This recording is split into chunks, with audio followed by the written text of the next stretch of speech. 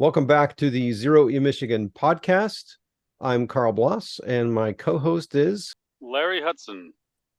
So today we have with us Anil Verma, and I met Anil several times as part of the Kalamazoo area EV group. So Kiva, now expanded into the Southwest Michigan EV Association.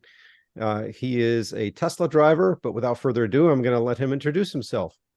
Good evening, Carl and Larry. My name is Anil Verma, and I'm a happy electric vehicle driver who started with a hybrid Toyota Prius, made the leap to a Tesla Model 3, all electric, and most recently, I got solar panels on my house this summer, along with battery storage, and decided to have a little bit of fun with a gas generator that I was actually doing a product review. I was delivered a generator for free, did a review, and sure enough, what's the first thing I wanted to plug in was my Tesla mobile connector and try to charge it. And with a lot of fanfare and excitement, my son and I plugged it in. Sure enough, get the flashing red on the Tesla mobile connector, find out it's due to an open ground. And after doing a little bit of research and finding out that that's common for generators, and folks in the RV community had a workaround. So got this little thing called a generator neutral ground bonding plug, which Carl has the link for and can share. And this basically takes the ground pin and connects it to the neutral, giving you, or virtually giving you, a grounded connector. Once I plugged that in, everything was good to go. And the generator only had a single 120 volt AC output, so had to plug in a 2-foot short extension cord, plug this into the generator, and plug my grounding plug into one of the ports, and plug the Tesla charger into the other. And bingo, everything worked. And I kind of thought it was interesting to have gasoline powering my electric vehicle, but it was an engineering design concept. So had some fun with it for sure. That's pretty cool. Of course, on the internet, you see these things like when you're vegan, but you secretly have a steak every once in a while, right? So you're plugged into a gas generator to charge up your EV. Right. So what prompted all of this was just that you got the generator on a trial, or you just I mean, we also had some power outages recently. One of those questions we get all the time as well. How do you charge your EV when all the power is out? Was that part of the thought process as well, or was completely independent of the storms that we just had? Well, it's interesting you bring that up. It was independent of these recent storms, which seemed like Kalamazoo, my hometown area, lucked out. But there was a previous winter storm that many of my friends and neighbors went 5 days without electricity. And that prompted me to actually look at a whole house generator. And then after seeing the cost, the pollution, the noise, and that it wasn't going to do me any good when I did have power, is what really prompted me to look at solar with battery storage. But this generator I got, basically just a small 1800 watt inverter generator, kind of similar to one of the quieter Honda generators for camping and RVing. And it was just a product trial, received it, tried it out, and submitted a review. And so even though I'm not a gasoline fan by any means, I figured, well, it's probably not a bad thing to keep. And so that was my first stage, but I did take it to the next level. And similar to Carl's Jackery power pack that he's got in the background there with the solar panels, I bought an Energizer Ultimate pack, and it was a 991 watt hour lithium ion battery with, I believe it was about 1200 watts continuous output, peaking at 2400 watts for a very short time. So I did the same experiment with that, plugged in the Tesla mobile connector without any grounding adapter, got the same error, same flashing red. So I did the same trick again, and this time I didn't need my little splitter. That power pack actually had 320-volt AC outlets, and I was able to charge at 10 amps. Got about 4 miles at it every hour for about 40 minutes before that battery conked out on me. Okay. And that was with the Jackery. Well, he had something It's similar. similar. It's the Energizer version. Yeah, it's a little battery back. So let's talk about that. One of the questions we often get in the EV community is, well, you can generate energy with solar. So why don't car companies just stick solar panels on the roof of the car, and then you could basically drive forever, right? And I think that the quick answer is that the amount of solar panels, the surface area that you would need to reasonably charge an EV just isn't big enough.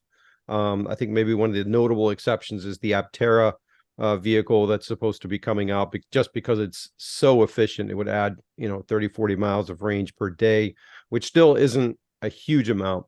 But I think where it also gets caught up is this whole, and now we're going to probably get into the weeds a little bit, DC to DC. So a solar panel generates direct current, so DC, so you have a plus and a minus.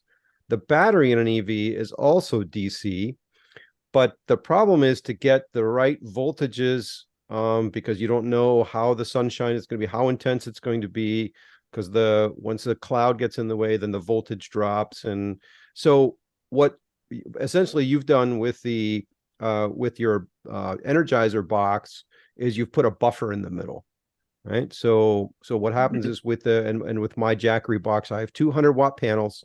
I plug it into the box, and then it has the necessary onboard electronics to then charge the onboard batteries, which I don't even know what voltage those are. So onboard the little box, and then it has an inverter, which goes from direct current to alternating current, so DC to AC.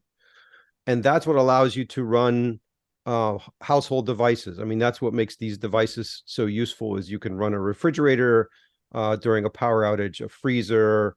I ran my gas water heater electronics on it, so I could have hot water during an outage. Or you can take the thing tailgating for whatever. But now you're going DC to AC, and every time you convert electricity, this is thermodynamic stuff, then you're going to lose. Okay, so now you've taken the EVSE, so the charger, as some people call it, and you plugged it into the AC, and then it goes back into the car. And to convolute this further, the actual AC to DC happens inside the car, and then puts that back in the battery. So you're basically converting back and forth. So it's kind of lossy. So for people looking at this that are a little bit electrically knowledgeable, they're going to say, well, every time you switch, you're losing. So this isn't really the greatest way to do it. But in my mind, what the power that this brings, no pun intended, is that it's a buffer. You have a little battery on board, and then it goes over. So what is the reason? I don't know if you know the answer. What is the reason why you get the red flashing light? What's, like, you plug this thing in, and it's every other device seems to work just fine. Why does the EVSE have heartburn with the generator or the battery pack outlet? I don't know about other manufacturers, but I know Teslas are sticklers for an earth ground and not detecting that ground.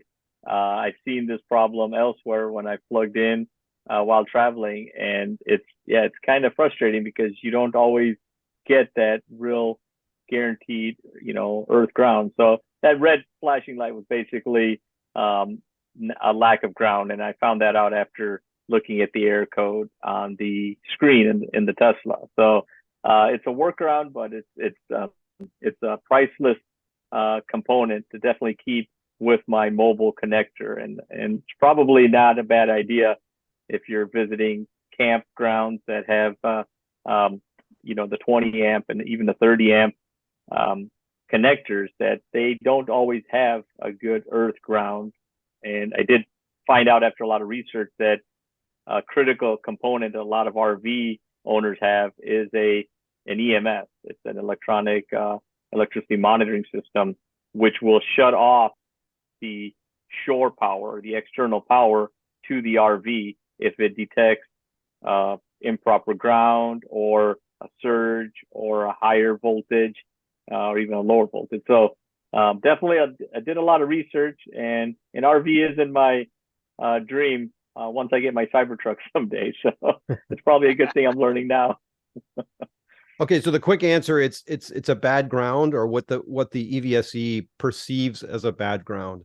And I'm guessing with these battery boxes, because you don't necessarily have a separate ground wire that goes to a true earth, then it becomes this floating ground.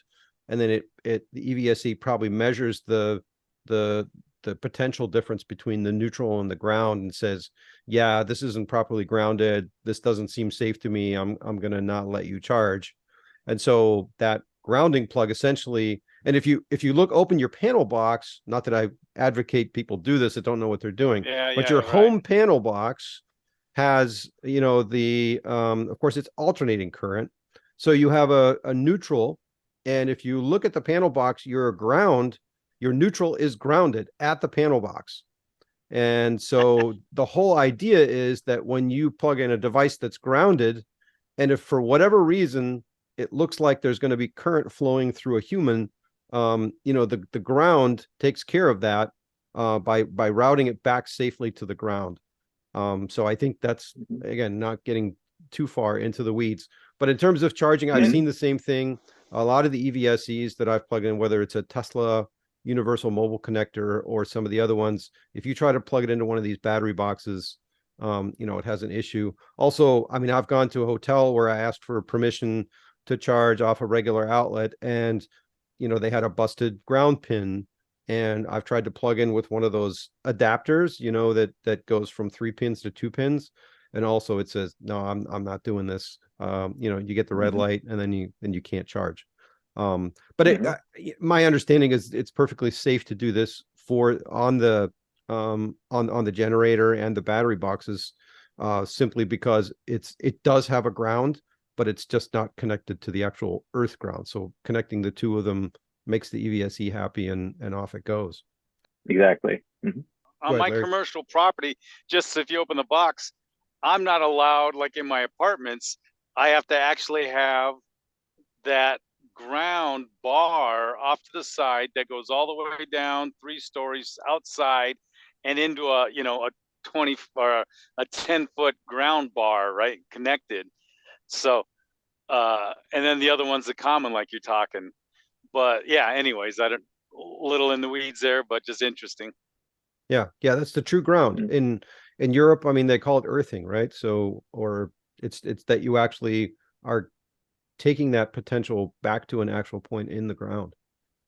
And right too, the other thing was interesting is a lot of the apartments were just 2 wires, just the power. They didn't even have the earth ground. That's something new. I bought the building in 91. So something new that happened. I had to upgrade all my outlets and everything because everything was just 2 wire, and I needed to add that earth ground as an upgrade. So that's something, a new safety thing that came probably in the 80s and 90s. If you ever had one of the old style electric dryer outlets, the ones with the angle plugs, I think is it a NEMA 1030? They're actually ungrounded, right? They have 2 hots and a neutral, but they don't have a separate ground. So they're only 3 pins. If you want to switch this over to a NEMA 1430, the one with the angle plug, which is 4 pins, you actually have to run a separate ground wire. And I think an EVSE that would plug into that, if you don't have that separate ground wire, it'll also fault out on you. So back to your charging itself, why do this? I guess, what kind of charging power can you expect? What kind of miles per hour? And what is the kind of a scenario that you would think, why would you want to do this? Because it sounded like it was a little bit on the slow side. Definitely was on the slow side. I used the Tesla's NEMA 5-15 adapter plug, which basically has a 12 amp maximum. And on the generator, I started it at the lowest output, which was 5 amps in the Tesla, just to not overload the generator. And that charged at about 2 miles added every hour. So again, not very fast. I gradually bumped that up to I was able to get up to the 10 amps, and once I tried to go up to 12, it actually started bogging the generator down, and so I didn't want to overload the generator, so I did settle at 10 amps, and it worked like a champ. Got about 4 miles added every hour. Same with the lithium ion on the solar configuration. I was able to do reliably 10 amps. The downside on the solar / lithium ion power pack was I went from 100% capacity on that power pack, and after 40 minutes, it was depleted to 4%. And so I wasn't even able to add more than about 3 miles in that 40 minutes. So it's more of just, I kind of got to thinking, you know, what would happen if I was on a road trip and I completely ran out of charge, and or my 12-volt battery, let's say in the car, had some issues. I thought this would be a good thing to keep in the trunk or the frunk just to get me a little bit of range. But realistically, it's not very viable due to the limited capacity on the lithium ion pack, and that 3 to 4 miles, it's really not a lot. I know AAA and some of the road service folks are driving around with very large battery packs for electric vehicles. And that's kind of a good idea. I think that could be a really good business model that maybe is not tapped a lot in this area. So it's just my engineering mind, and my son, he's a ninth grader. He's a big Tesla fanboy. I said, let's do some experimenting on our own vehicle, and I used a lot of third-party apps. I have the Stats app, which gives a lot of very good voltage, current, power information in addition to the Tesla app and the Tesla screen. But the generator, that could be realistic if you were really off-grid at a campsite with no power and had this generator. Realistically, that generator could run for 9 or 10 hours and definitely add up enough to where you probably could get somewhere if you needed to. So not that I'm, you know, proposing people travel with a generator and a gas can in their vehicle, but you know, it's definitely a possibility. Yeah, for emergencies, or just knowing that you can do it. I mean, you do see sometimes that that people apparently get their Teslas to within 100 feet of the supercharger, and then, you know, miscalculated and just need that extra little bump to get it over there, and that would do it. That's a good point. What about towing it and using the regen braking? Has anybody experimented with that? There's the motorcycle vlogger, Mark Travels, he calls his channel. He did something like that where he was traveling with his girlfriend at the time, and she had a gas little crossover car, and he just miscalculated the charge just a little bit. So he basically like hung on to an open window and with the motorcycle and let it pull it along. And then, you got enough charge to kind of get over the hill and go, So yes, you can do that. There are a lot of, asterisks here. You got to do this safely. Towing, you don't want to just throw a tow strap on there, but you can do it. And then, also, the next question might be, well, what if you had an RV and you're using an EV as what they call a toad, basically the little vehicle that you pull behind to take local trips once you get to your campsite. I don't think you want to do that continuously. You would definitely have to check with the manufacturer whether that's kosher to do that. And because but it makes you think, like, 40 miles before you finish your trip, you run out, you click it out of neutral, back in the drive, and then you're off the highway and you're doing 45 into the park, and it puts 30-40 miles on your car for, I don't know, if that's a possibility, right? Yeah, makes you wonder. I'm sure there's some YouTube videos about somebody that's done something like that. So theoretically, yes, but I think you're also asking for a lot of trouble and some potentially dangerous situations. So I think you're better off towing that vehicle, out of gear. And again, not all vehicles will do that. I'm sure there are whole subreddits on this thing. But you might be better off just towing it to the campground and plugging it in there. Again, we get this question, what do you do with an EV when you have a power outage? How are you going to charge? And so one of the things I think about is just driving outside of your area and charging. So I live in Muskegon. The recent storms that we had did not really affect my area very much. But the next day I was driving into Grand Rapids to the 28th Street Metro, and there was this whole swath of area where there was a power outage. And one of the first things I did, and I wasn't actually traveling with a Tesla, I was traveling with my company car, but I did just want to check. And I got into my Tesla on the screen, and you can look up the superchargers, and it will tell you which ones are active and which ones are not. So the one in Walker, Michigan, at the Walker Meyer Express gas station showed offline. So they were definitely affected by the power outage. But all the other ones I looked at, Hudsonville, Grand Rapids 28th Street, and a lot of other ones, they showed that they were online.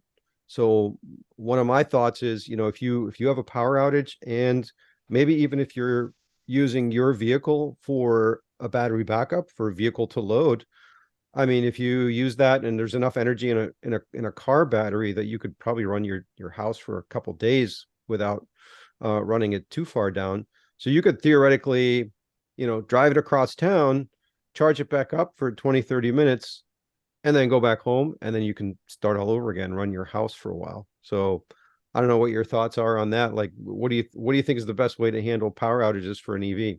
Well, it's interesting you bring that up, Carl. That was another reason I pursued the battery storage in my house. And even though I'm a Tesla fanboy, I did not get the Powerwall. I actually went with the Enphase battery storage because I have the Enphase microinverters. And Enphase bought Clipper Creek, which is one of my favorite EVSE manufacturers. They're bulletproof charging stations, and they are working on a bi-directional charger for your home.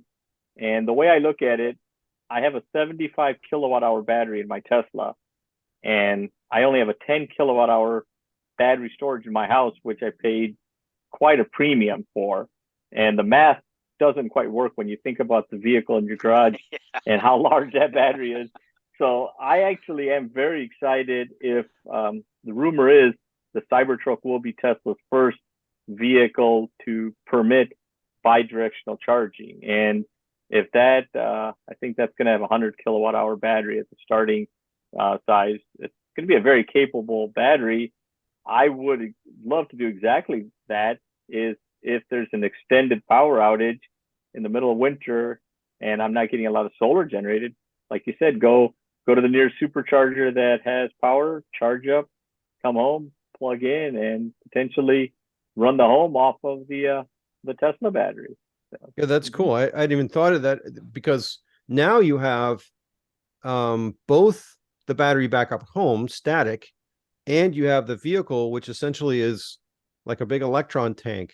I think one of the reasons that I've heard that the Tesla hasn't quite embraced the vehicle to load is that, as soon as that vehicle is unplugged from your home, now your home doesn't have power again, right? So, when you have the stationary battery, at least you have that amount to do the basics, keep the refrigerator running, keep your blueberries that you're as a Michigander, no doubt have in your freezer.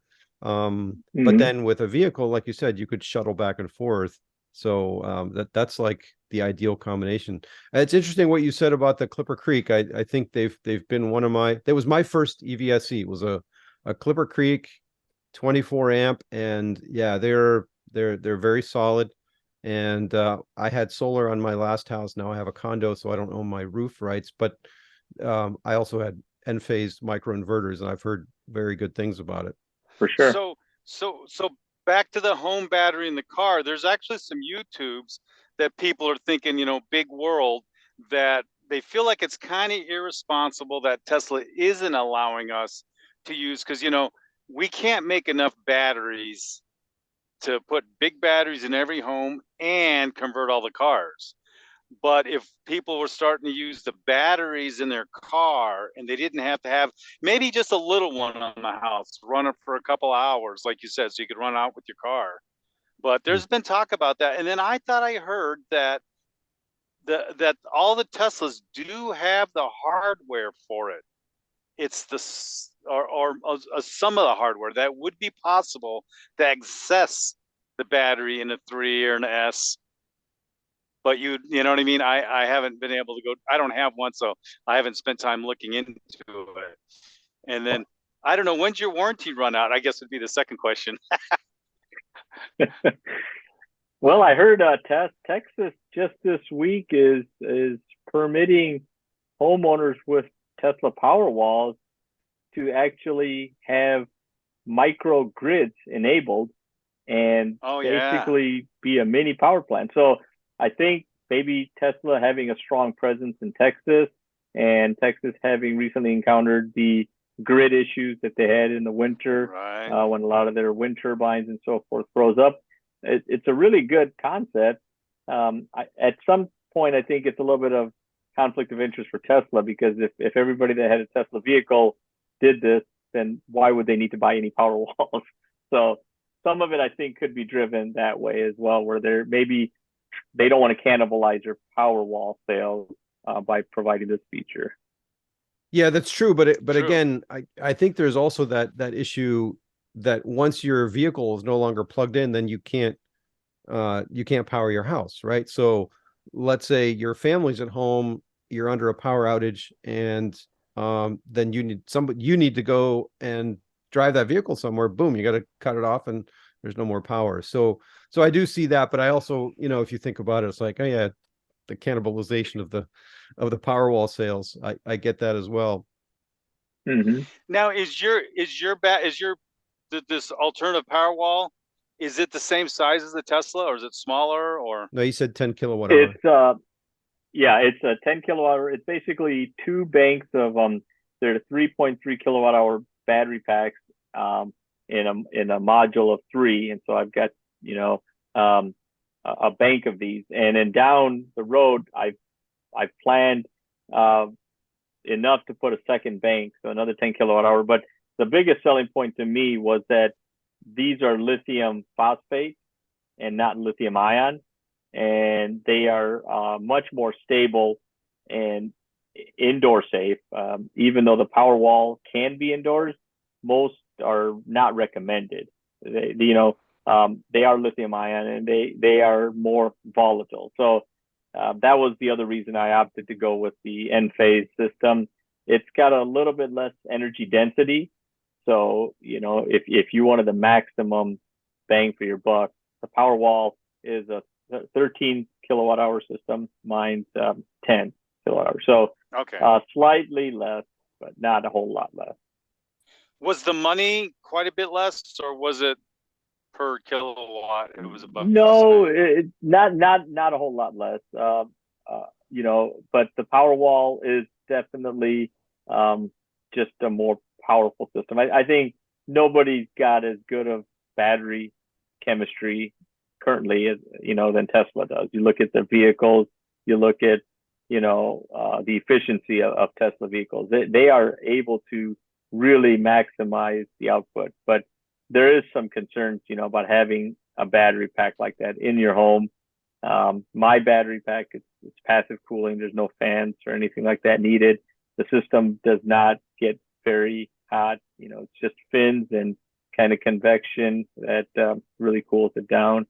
And then just like the Jackery, Carl, that you've got and mine, I know even the portable solar generators are migrating to lithium phosphate and away from lithium ion.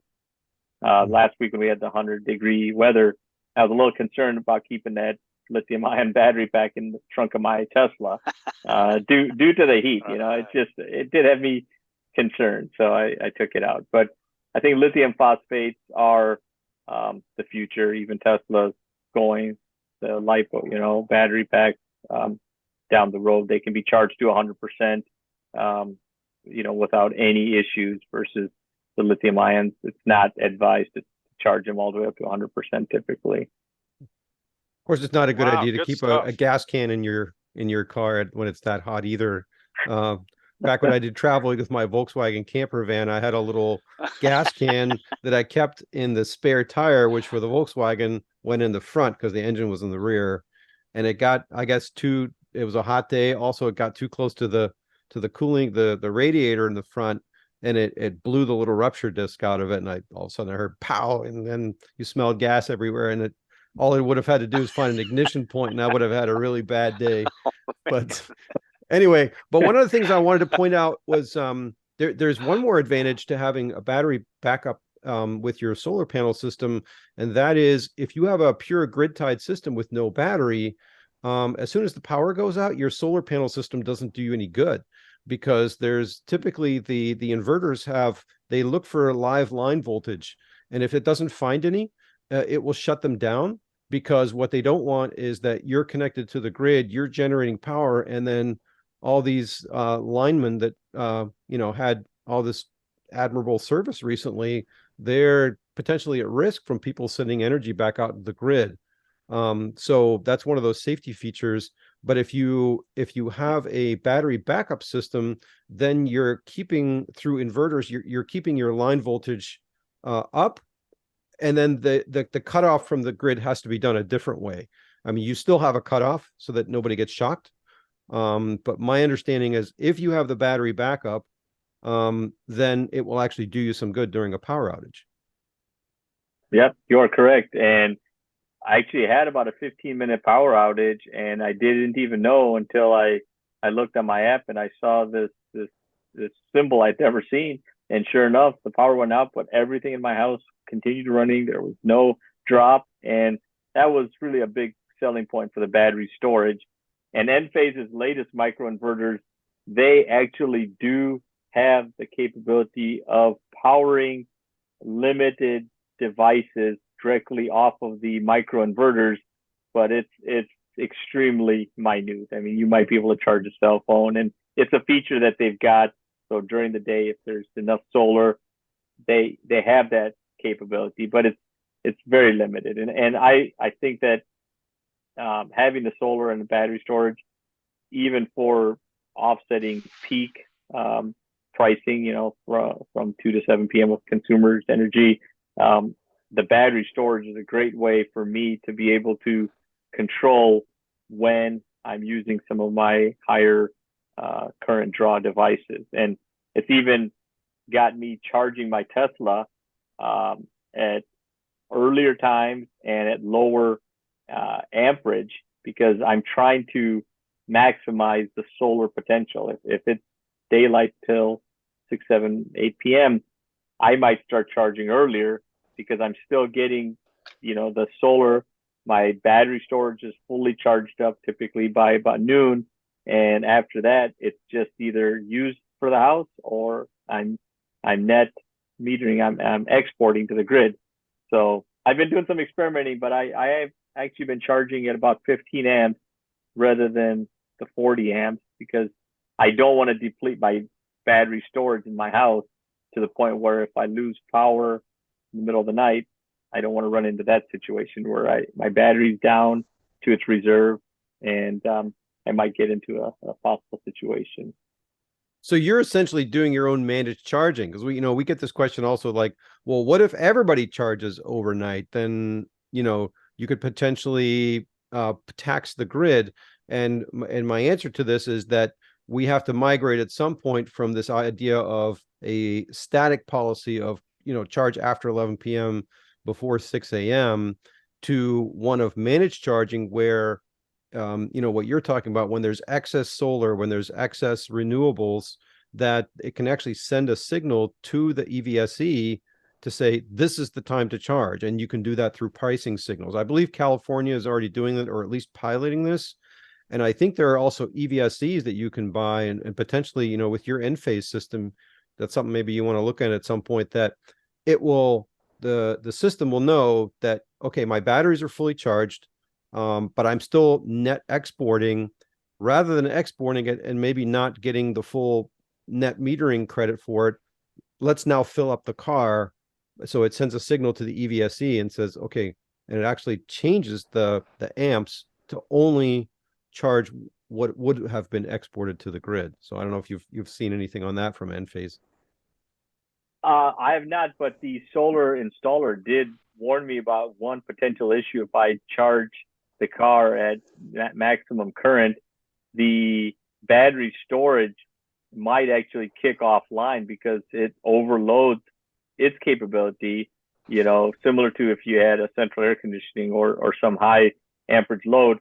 So that would be a worst case scenario where if it's late at night and I'm not at home or or whatever, I wouldn't want my Tesla charging to trip the battery storage offline. So, and I've also thought that charging at a lower current is probably better for the Tesla battery as well.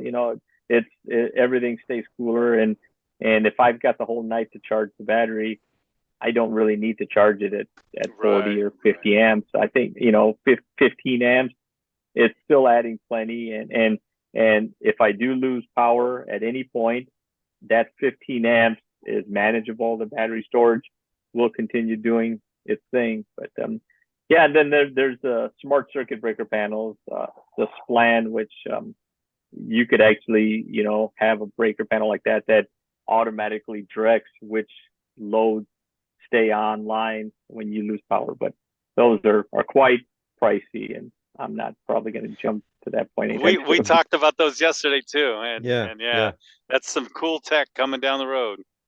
Yeah, Anil, it's been a great conversation, and we got way more than we bargained for. I wanted to ask you about the battery pack and the generator, and you're just a wealth of knowledge. So that's awesome. Well, thank you. Like I said, you guys came to mind. I'm glad I shot you over those videos. It's always been fun talking to both of you, and looking forward to the Drive Electric Week events coming up. Good point. You're going to be at Kalamazoo on the 23rd. Yes. Okay. Yes, I will. All right. For listeners, National Drive Electric Week. There's Hastings on the 22nd. I'm going to be there. I don't know if you're coming to that, Anil, but definitely also Kalamazoo on the 23rd. And for those wanting to look it up, that's driveelectricweek.org/attend. You can look up all those shows. September 30th is going to be Grand Rapids. October 1st is going to be East Lansing. So lots of shows in the area if you want to check out EVs and all this kind of geeky tech. Come nerd out with us. There you go. All right, Anil, thanks for taking the time to talk to us. And to our listeners, we'll catch you next time. Thanks, guys. Thank you. If you enjoyed or learned from this episode of Zero E Michigan, please subscribe to us on your favorite podcast platform. Visit our YouTube channel for other related videos at youtube.com/@0E-Michigan.